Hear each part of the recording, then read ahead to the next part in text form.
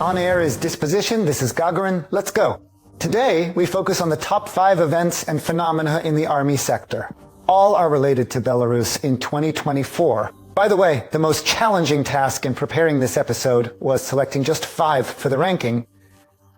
Nowadays, almost all news is about security, so some positions will be generalized.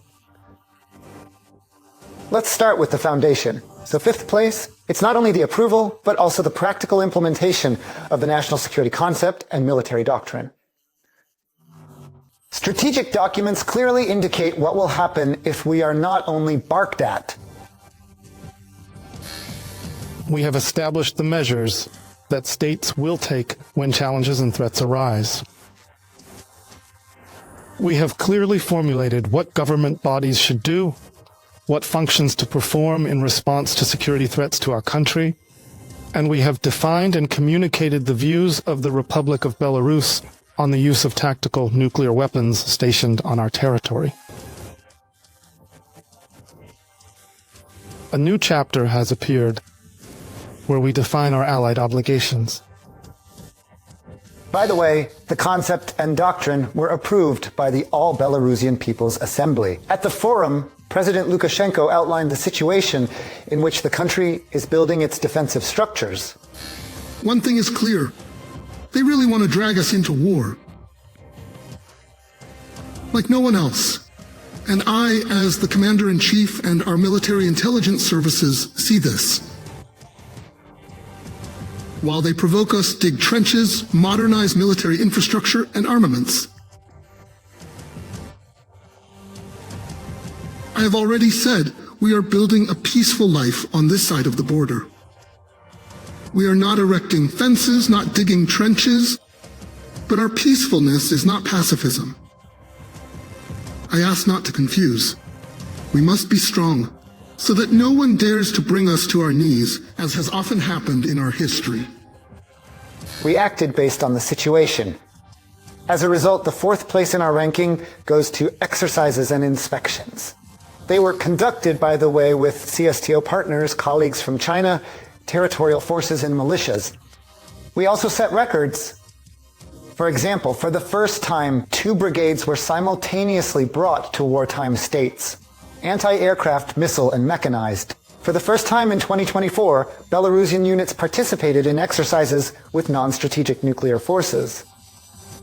This could arguably top the list, but military nuclear appeared here in 2023, and it then took the top spot according to Disposition. So we moved to the current bronze position. The border, the military has been strengthening it on the southern and western edges for more than a year, but never before have they dealt with such an extreme number of provocations. Especially regarding drones. They shot down all kinds. Someday, I think, a global military manual will be written based on Belarusian experience on how to remain in the grip of war without letting blows through at the border. And here, conscripts are also stationed. And in a somewhat charming Belarusian way, they look towards the real hordes on the other side. But behind all this is enormous effort and love for the homeland. Special operations forces and mechanized units are tasked with strengthening the state border of the Republic of Belarus. Every serviceman understands and knows the procedures for any situation. In case of an attack by air or ground enemies, all tasks are fully executed. The Army has the means to defend itself. This is evidenced by the 2nd place in our ranking, and that is rearmament. Revolutionary changes continued here. They don't just admire the novelties. This concerns all levels of the Army structure. Iskander and S-400 are fully mastered. ANS in the troops confidently hits 300 kilometers. Units are receiving EW, reconnaissance, and automation systems, allowing real-time enemy information.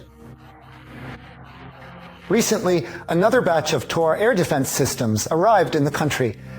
And this year, missile troops practice destroying targets from this system for the first time.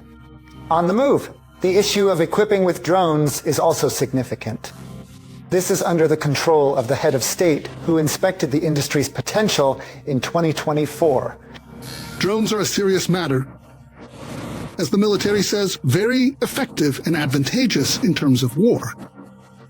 It's terrible to say, but nonetheless. And today, as I have already said, warring parties spare no drones to hunt down a single person. Because it's cheaper than training a soldier. So we are at the finish line. What's in first place? The answer was largely given by the special operation in Ukraine. In Ukraine, neither Leopards nor Abrams nor F-16s or ATACMS have fundamentally changed the course of hostilities. The person still dominates the battlefield, and therefore at the top of the ranking are competencies, tactics, resilience.